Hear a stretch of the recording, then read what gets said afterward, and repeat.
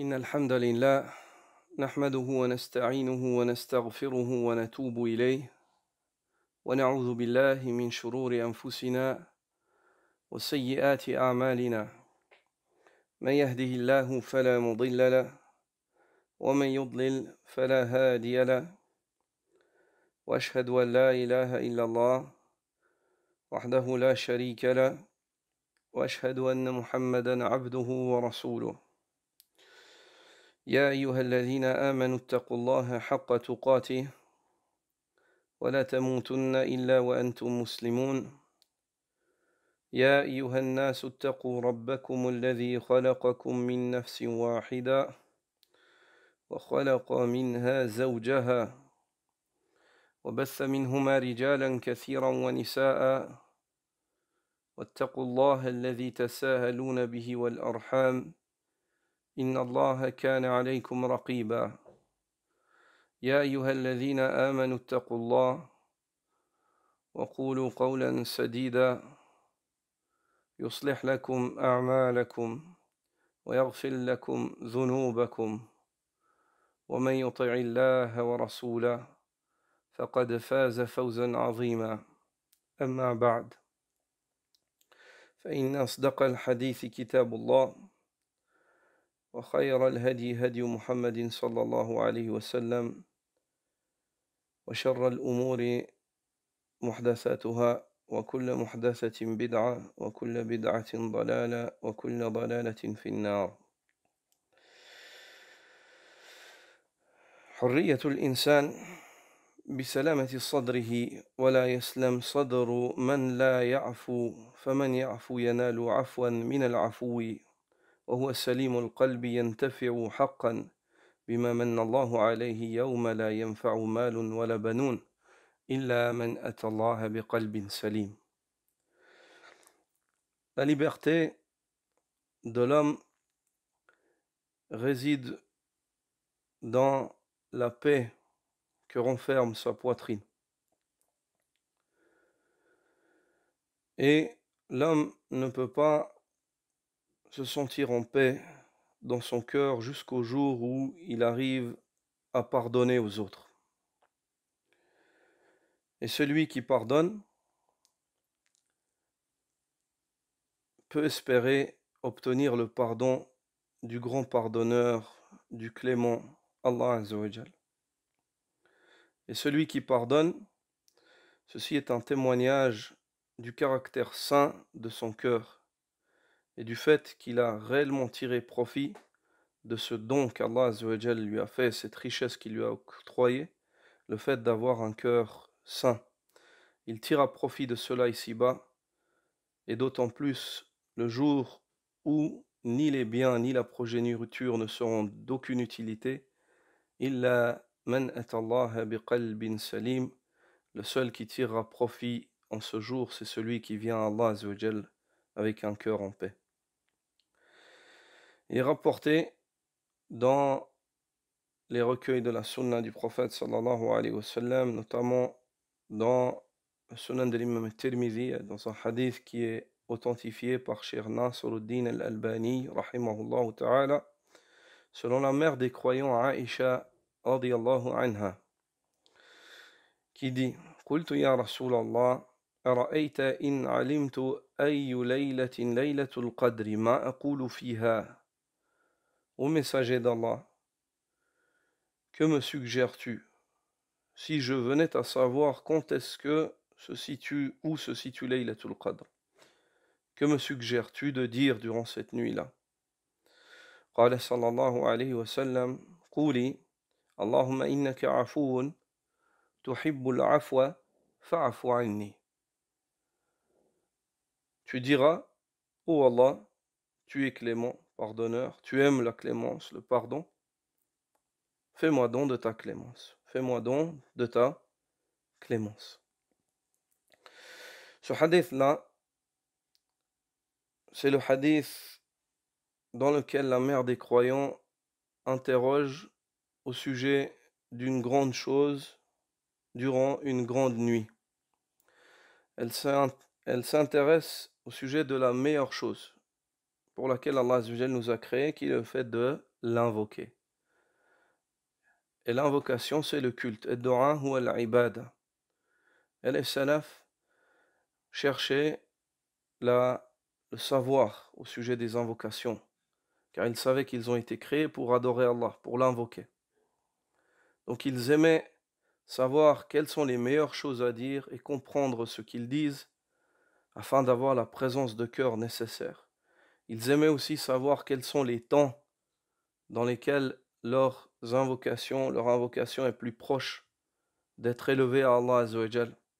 Ils aimaient aussi savoir quelles sont les situations dans lesquelles l'homme doit se mettre afin d'élever son invocation. Ils aimaient aussi savoir quelles sont les éducations lors de l'invocation, les éducations sur ta personne, la présence du cœur, ou les éducations sur les paroles. Qu'est-ce que tu dis? Et ici, la mère des croyants témoigne une fois de plus de ce qui est connu de cette noble femme, qui est le fait qu'elle soit à la quête du savoir, à la quête de la sunna du prophète sallallahu alayhi wa sallam, afin de s'empresser de la mettre en pratique. Elle demande au sujet de cette nuit Laylatul Qadr. Cette nuit-là, dont son nom témoigne de son importance. C'est la nuit de la grande importance, Al-Qadr, ou la nuit du destin, celle dans laquelle va descendre la destinée d'une année. C'est une nuit qui est meilleure que 1000 mois. Nuit au cours de laquelle Allah Azza wa Jalla a révélé le Coran. Nuit au cours de laquelle les anges descendent ainsi que l'esprit, Jibril. Et le nombre d'anges durant cette nuit sur terre, comme c'est venu dans certains récits, est plus nombreux que le nombre de cailloux, de cailloux qu'il y a sur terre.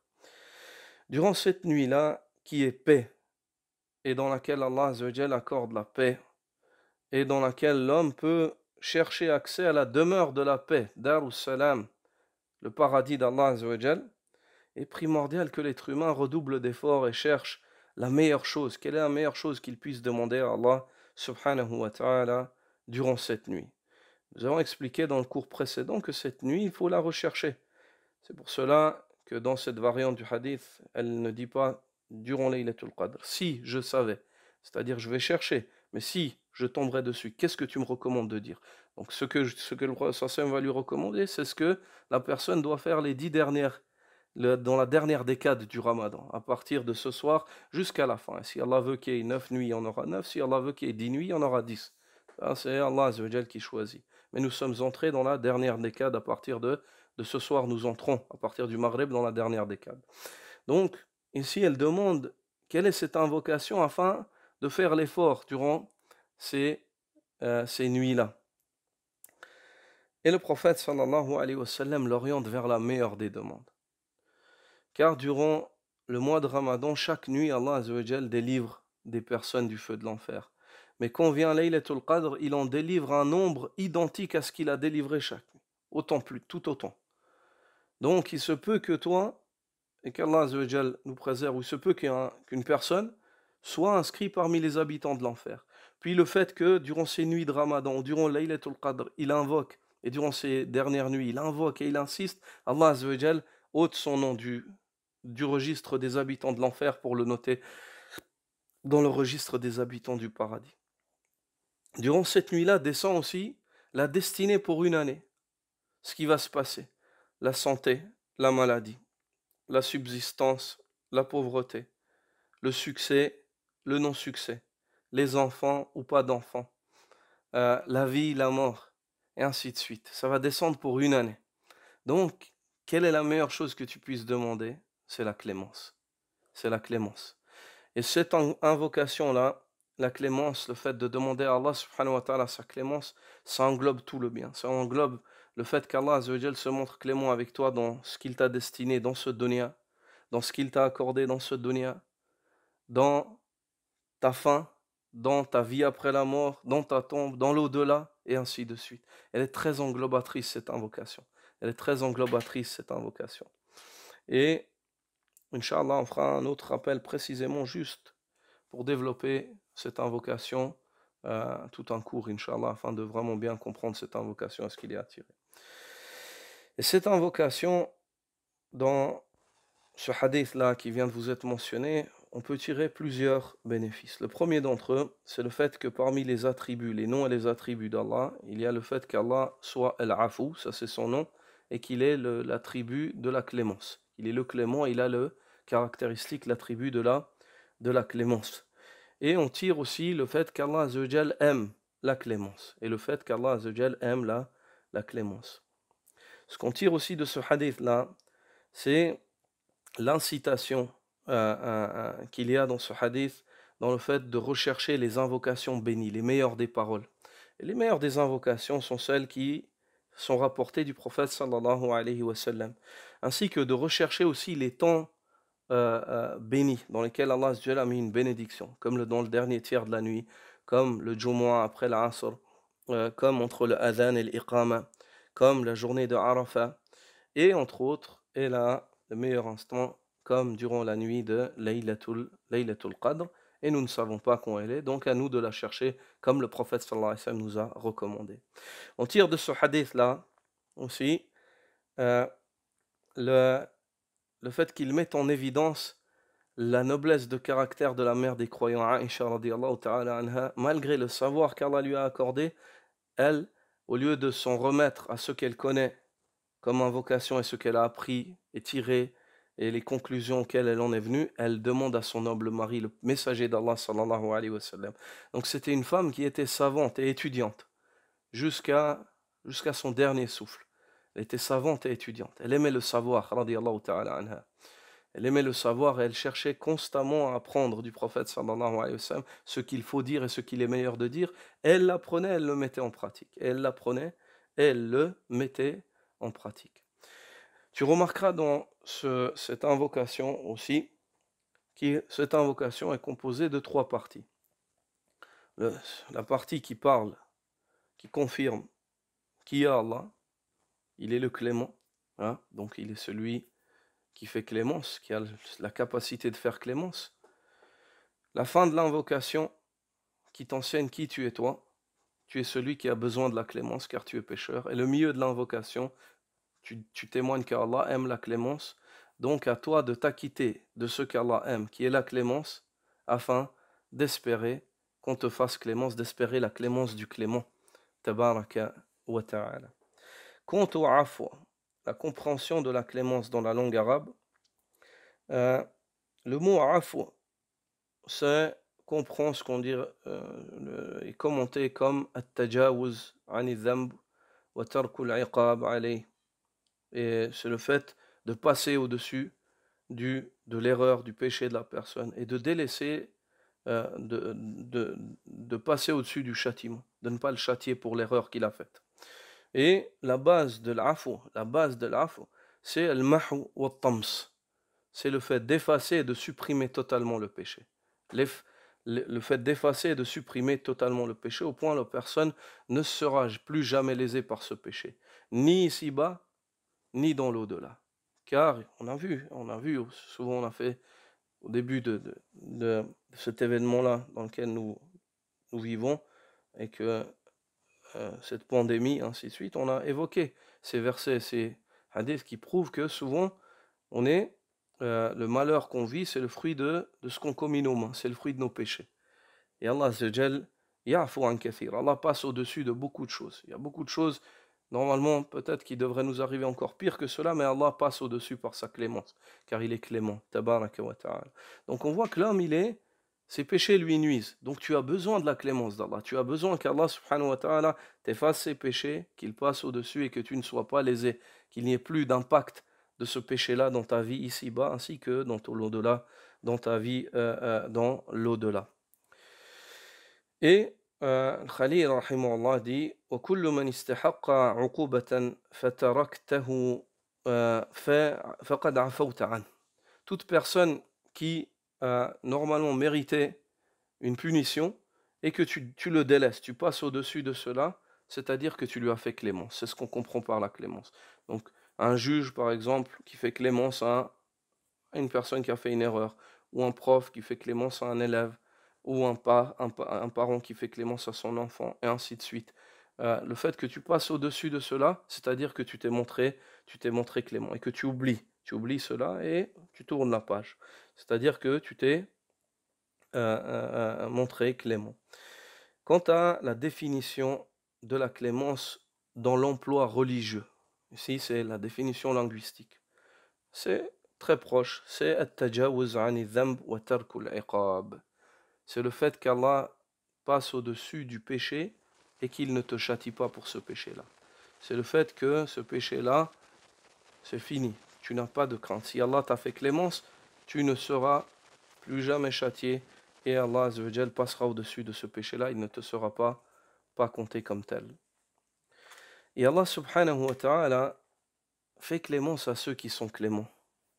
Et il a fait en sorte, ou il a établi dans sa religion, dans sa législation, que le fait de faire clémence aux gens, aux créatures d'Allah, malgré les erreurs qu'ils ont fait, c'est une cause par excellence pour atteindre la clémence et le pardon d'Allah subhanahu wa ta'ala. Allah Azza wa Jal dit dans Surat An-Nur: ولا يأتل أولو الفضل منكم والسعة أن يؤتوا أولي القربى والمساكين والمهاجرين في سبيل الله وليعفوا وليصفحوا ألا تحبون أن يغفر الله لكم والله غفور رحيم. Et que les détenteurs de richesses et d'aisance parmi vous ne jurent pas de ne plus faire de dons aux proches, aux pauvres, ainsi qu'à ceux qui émigrent dans le sentier d'Allah. Qu'ils pardonnent et absolvent, qu'ils pardonnent et absolvent. N'aimez-vous pas qu'Allah vous pardonne aussi, et Allah est pardonneur et miséricordieux. Qu'ils fassent don de clémence, qu'ils soient cléments et qu'ils absolvent.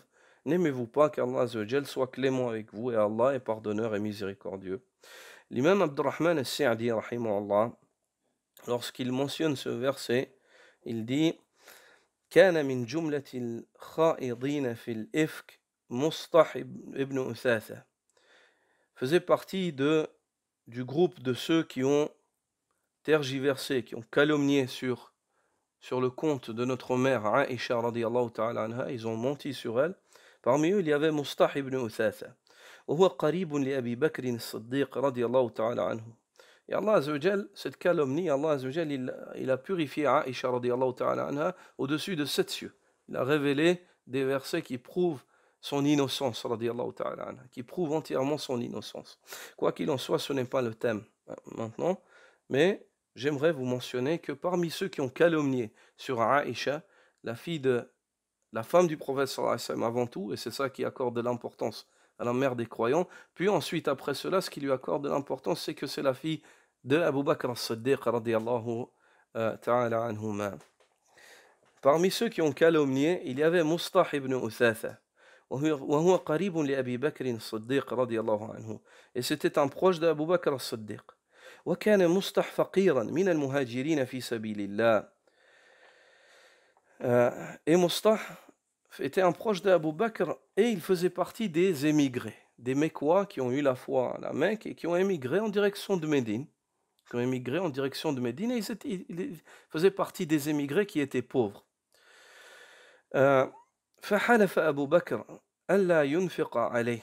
Abu Bakr, qui à la base se chargeait de ce proche à lui, qui était pauvre et muhajir, Abu Bakr donnait même à des gens lointains, et d'autant plus à des personnes pauvres. Il était très généreux, radiallahu ta'ala anhu, et parmi les personnes de qui il s'occupait, il y avait Mustah. Et Abu Bakr as-Siddiq, quand Mustah a parlé sur la femme du prophète sallallahu alayhi wa sallam et sur sa fille, Abu Bakr as-Siddiq a juré qu'il ne lui donnerait plus rien. لقوله الذي قال, à cause de la parole qu'il a dite. فنزلت هذه الآية. Allah a révélé ce verset-là. Allah Azza wa Jal a révélé ce verset-là qui vient de vous être lu dans Surat An-Nur. ولا يأتل أولو الفضل منكم والسعة أن يؤتوا أولي القربى الآية. Et que les détenteurs de richesses et d'aisance parmi vous ne jurent pas de ne plus faire de dons aux proches, le verset jusqu'à la fin, ou la fin, qu'ils fassent don de clémence et qu'ils absolvent. N'aimez-vous pas qu'Allah Azza wa Jal vous pardonne aussi? Allah Azza wa Jal est pardonneur miséricordieux. Le verset jusqu'à la fin. Donc Allah a révélé ce verset-là. Quand Abu Bakr a juré, il a dit: je ne lui donnerai plus rien et ne lui arrivera de moi. Allah Azza wa Jal a révélé ce verset-là. Allah a révélé ce verset-là. J'aimerais attirer votre attention sur un point dont les gens peuvent mal comprendre cela. Parmi les raisons, la raison qui a fait qu'Abu Bakr a dit: je ne lui donnerai rien, ce n'est pas parce que c'était sa fille sur laquelle on a parlé. Ce n'est pas parce que c'était sa fille sur laquelle on a parlé. La raison, la tête de la raison pour laquelle Abu Bakr a juré de ne plus rien lui donner, c'est la jalousie pour le prophète sallallahu alayhi wa sallam et l'honneur du prophète sallallahu alayhi wa sallam. C'est par amour envers le messager d'Allah. C'est le fait que les gens aient osé porter atteinte à l'honneur du messager d'Allah, que ce soit sa fille ou une autre femme du prophète sallallahu alayhi wa sallam, ceci n'aurait rien changé. Abu Bakr au départ aurait eu la même réaction. C'est-à-dire à la base, la réaction de départ ou l'intention, elle est noble, mais l'acte, il est faux. C'est-à-dire le but qui a poussé Abu Bakr à dire je ne lui donnerai plus rien, à la base, il n'est pas mauvais. Mais l'acte, il est mauvais. C'est pour ça qu'en islam, on ne regarde pas seulement le but. Il faut joindre entre le but et l'acte. Entre le but et l'acte afin que Allah Azza wa Jal nous agrée. Et Allah a révélé ce verset. ينهاهم فنزلت هذه الآية ينهاهم الله عز وجل عن هذا ينهاهم الله عز وجل ينهاهم عن الحلف المتضمن لقطع النفقة عنه ويحثه ينهاه عن هذا الحلف المتضمن لقطع النفقة عنه ويحثه على العفو والصفح. Allah a révélé donc ce verset-là, verset au cours duquel il interdit à Abu Bakr de réaliser ce serment, le fait qu'il ait juré, le serment qu'il a fait, le fait de jurer de ne plus rien lui donner, je jure que je ne lui donnerai plus rien, Allah lui a interdit. Il a interdit à Abu Bakr de réaliser ce serment-là qui comprenait le fait de couper l'aide qu'il donnait ou de faire cesser le soutien matériel qu'il faisait à Mustah ibn Uthatha. Et il incita donc Abu Bakr au pardon ainsi qu'au fait de passer au-dessus de cela, d'oublier, de pardonner et d'oublier.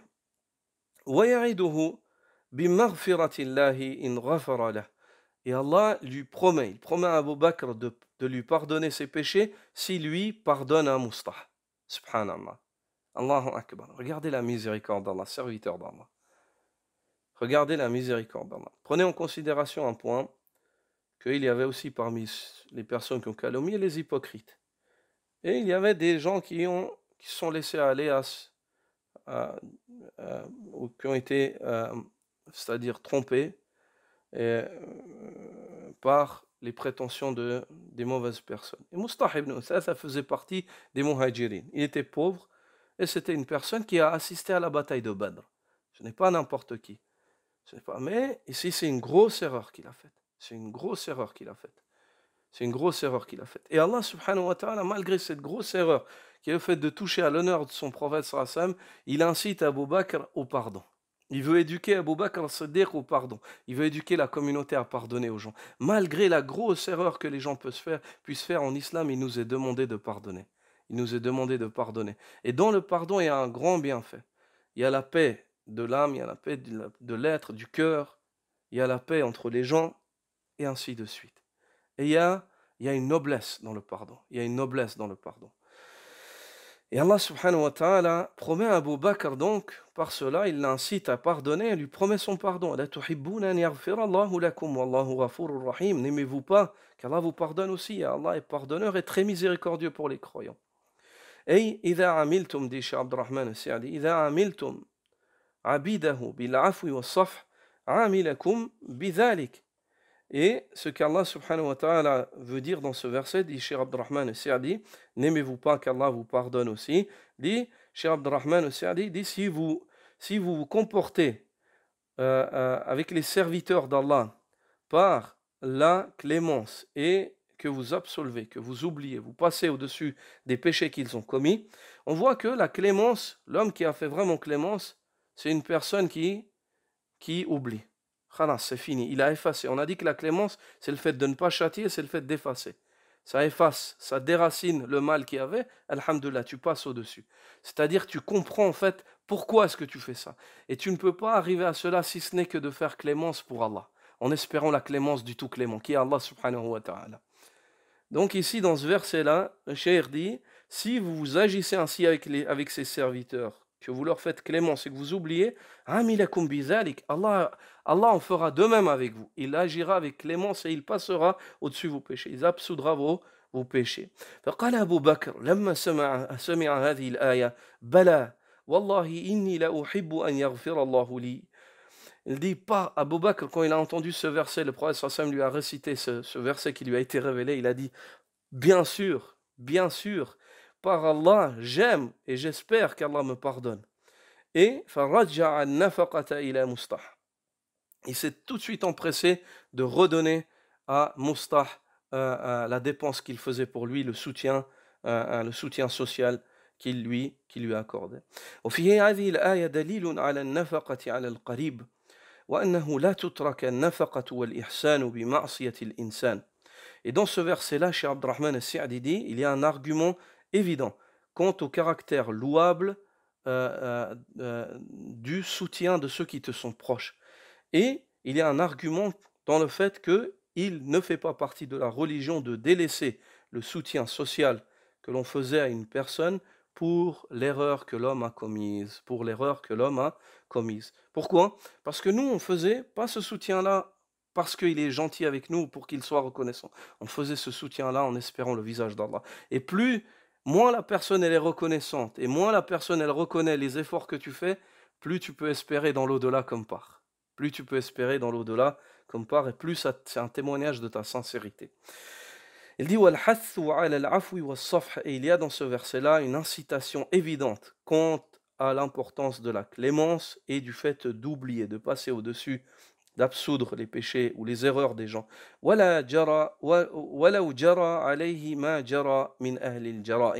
Et ceci indépendamment du mal qui t'a été fait par n'importe quelle personne qui ait commis un crime ou une erreur vis-à-vis de toi. C'est-à-dire il est louable et recommandé en religion de pardonner et de passer au-dessus. Et Allah subhanahu wa ta'ala mentionne les habitants du paradis et ceux qui se dirigent vers le paradis. Il dit الذين ينفقون في السراء والضراء والكاظمين الغيظ والعافين عن الناس والله يحب المحسنين. Ils sont ceux qui dépensent en temps d'aisance et en temps de misère. Et ils sont ceux qui retiennent leur colère et ceux qui pardonnent aux gens. Allah aime certes les bienfaisants. Il est rapporté de Zaynul Abidin qu'il avait une servante, Muhammad Zaynul Abidin Ali ibn al-Hussein ibn Ali, qui est le fils de Hussein, et le Hussein, fils de Ali. Zaynul Abidin, c'est un des neveux du prophète sallallahu alayhi wa sallam par descendance de Ali et Fatima.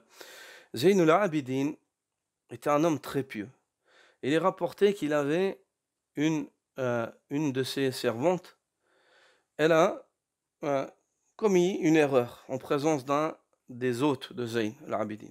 Puis cette servante-là, lorsqu'elle a fait cela, elle a regardé Zayn al-Abidin, elle s'est dit, ouf, c'est tellement conséquent, c'est tellement grossier ce que j'ai fait, j'ai peur qu'il se fâche. Puis elle l'a regardé, puis elle a dit, الذين والكاظمين الغيظ. Ils sont ceux qui retiennent leur colère. Elle lui a lu ce verset-là depuis là. Ils sont ceux qui retiennent leur colère. Il a dit tout de suite, je retiens ma colère. Ils sont ceux qui pardonnent aux gens. Lorsqu'elle a vu la servante machallah, elle a vu le répondant de la foi de l'homme, elle a continué à lui lire le verset. On voit que même dans les sociétés musulmanes anciennes, même les servants, ils avaient du savoir, subhanallah. C'est une société de ilm. La communauté musulmane de départ, c'était une communauté de savoir et de science. Regarde, elle lui lit un verset, elle argumente avec le Coran. Elle dit ils retiennent leur colère. Il dit je retiens ma colère. Ce sont ceux qui pardonnent aux gens. Je te pardonne aussi. Et elle a continué, elle a dit Wallahu yuhibbul muhsinin. Elle a terminé le verset, Allah aime les bienfaisants. Et il a dit Anti hurratun li wajhillah. Il a dit tu es libre. Dès ce moment-là, tu es libre de mes services. Va-t'en. Tu es libre et j'espère le visage d'Allah Azza wa Jal par cela. Quant à l'histoire, ou une des histoires ou des récits dans le Coran qui nous rappelle le pardon et la clémence, c'est très certainement le récit de Youssouf, subhanallah. Allah Azza wa Jal nous rappelle ce récit-là, le récit de cet enfant qui, en bas âge, a été maltraité par ses aînés, dû à la jalousie que le shaitan a alimentée dans leur cœur. Il a été jeté dans un puits, il a été séparé de son père, séparé de sa famille.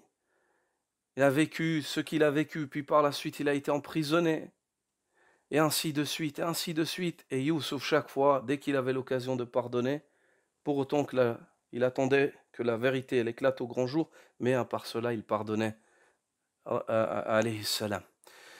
Et ici je vous fais mention de cette partie de Surat Youssouf, lorsque ses frères, il a rappelé, ou il a dit à ses frères que c'était lui, ce ministre de l'économie, c'était lui en réalité. Ils dirent, قالوا أينك لأنت يوسف. Ils dirent, est-ce donc toi, Youssouf, celui qu'on a jeté dans le puits et toutes ces années-là? قال أنا يوسف وهذا أخي. Il dit, c'est bien moi, Youssouf, et ça c'est mon frère, Benyamin. Subhanallah, imagine-toi, à la place de cet homme qui est ministre de l'économie, il suffit de dire, saisissez-les, tuez-les, ils sont morts. Et il sourit, il dit, oui, c'est moi, Youssouf, celui que vous avez jeté dans le puits, hein, celui qui a été éloigné de sa famille, qui n'a pas vu son père depuis tant d'années, et dont son père n'a pas vu. Ana Youssouf wa hadha akhi, et ça c'est mon frère. Qad manna Allahu alayna. Allah nous a certes favorisés. Innahu man yattaqi wa yasbir fa inna Allah la yudhi'u ajra al-muhsinin. Quiconque craint et patiente. Quiconque craint et patiente.